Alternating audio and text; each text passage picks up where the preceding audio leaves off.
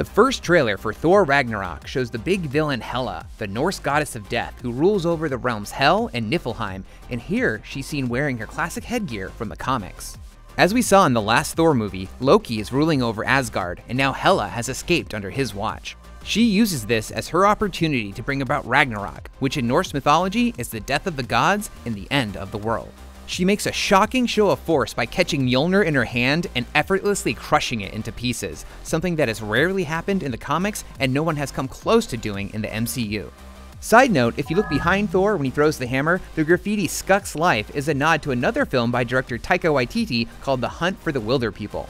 The dark magic around Hela looks like the power used by another Thor villain called Gore the God Butcher, which he gets from a relic called the All-Black Necro Sword.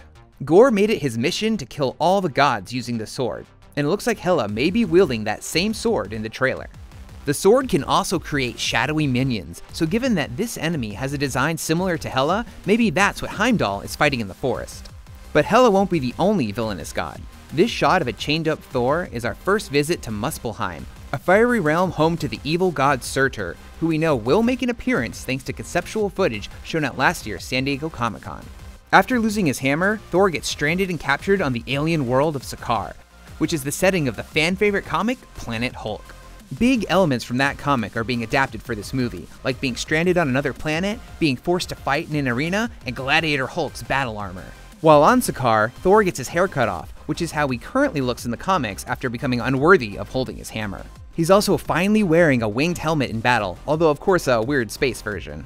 Thor is captured by Valkyrie, leader of the Pegasus-riding Valkyrie. It's her duty to shepherd fallen souls to Valhalla, and given that Hela always plots to take over Valhalla in the comics, these two will likely have a connection. The coloring of these shots make it look like flashbacks, so it's our guess that Valkyrie, in her comics-accurate blue cape, fought Hela ages ago, and it's easy to imagine that she'll go from mercenary to ally of Thor when she sees that Hela is back.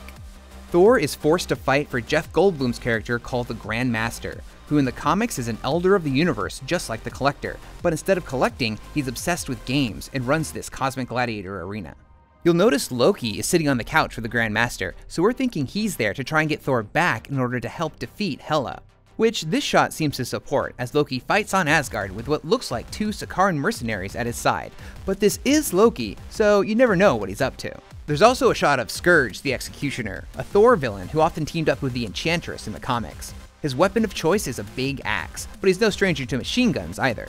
And finally, the music that plays over the trailer is Immigrant Song by Led Zeppelin, which is about Vikings journeying to new lands and calls out the Hammer of the Gods.